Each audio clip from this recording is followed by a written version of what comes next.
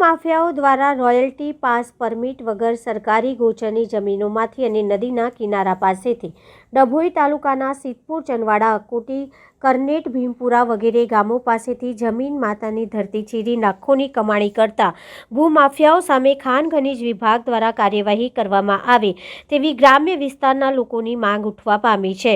ડભોઈ તાલુકાના ગ્રામ્ય વિસ્તારના રહીશોમાં મળતી વિગતો અનુસાર તાલુકાના નદી કિનારે આવેલા અને સરકારી ગોચર જમીનોમાંથી બેફામ રીતના ભૂમાફિયાઓ દ્વારા બે રોકટોક તાલુકામાં આવેલા ચંદવાડા, અકોટી, કરનેટ, ભીમપુરા, સિદ્ધપુર વગેરે ગામોમાંથી ધરતીમાંની છાતી ચીરી માટીનું ખોદકામ કરતા લાખો રૂપિયાની કાળી કમાણી કરતા ભૂમાફિયાઓ સામે ખાણ ખનીજ વિભાગ દ્વારા સખત કાયદેસર કાર્યવાહી હાથ ધરવામાં આવે તેવી ગ્રામ્ય વિસ્તારના રહીશોની માંગ ઉઠવા પામી છે.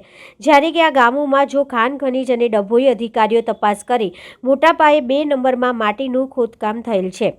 3 થી 4 ફૂટ ઊંડા ખાડા ખોદવામાં આવતા હોય છે, જે જગ્યાએ 10-10, 12 ફૂટ ખોદી નાખવામાં આવ્યું છે. ટેલિફોનિક ડભોઈ મામલતદારને પૂછતા ડભોઈ મામલતદારે જણાવ્યું કે આવી કોઈ પરમિશન આપવામાં આવી નથી.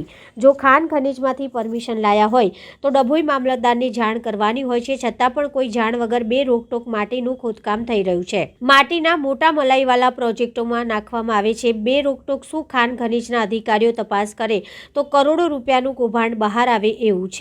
એમ તો ખાણ ખનીજના અધિકારીઓ GPS લગાવવાની વાતો કરે છે. જો દિન દહાડે લાખો રૂપિયાની માટીનું ચોરી થઈ રહી છે તો ખાણ ખનીજ અને ડભોઈના અધિકારીઓ તપાસ હાથ ધરે તેવી લોક માંગ ઉઠવા પામી છે.